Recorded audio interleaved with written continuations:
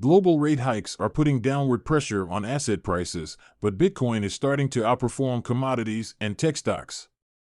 Mike McGlone, senior commodity strategist at Bloomberg Intelligence, stated that October has historically been the best month for Bitcoin, BTC, since 2014, averaging gains of about 20% for the month, and that commodities appearing to peak could imply that Bitcoin has reached its bottom.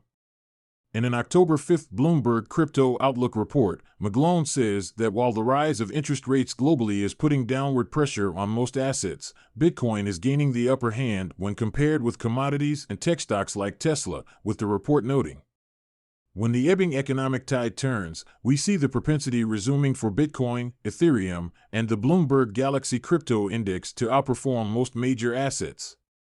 McGlone notes that Bitcoin has its lowest ever volatility against the Bloomberg Commodity Index, which tracks the price movements of global commodities such as gold and crude oil. He suggests that historically, Bitcoin volatility is more likely to recover when compared with commodities when the crypto heads to new highs. Bitcoin versus BCOM and Bitcoin 260-day volatility versus BCOM 260-day volatility. Source: Bloomberg Crypto Outlook.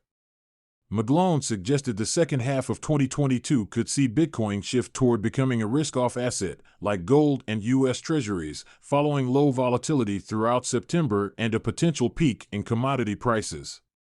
In the past, Bitcoin has been highly correlated with tech stocks, with its volatility making it a risky asset that traders are likely to sell in an environment where investors are looking to reduce risk. Keiko research data released on October 4 supports the notion that Bitcoin may be transitioning to acting more like digital gold, with Bitcoin's correlation to gold hitting its highest level in more than a year at plus 0.4 following a strengthening of the United States dollar as interest rates rise.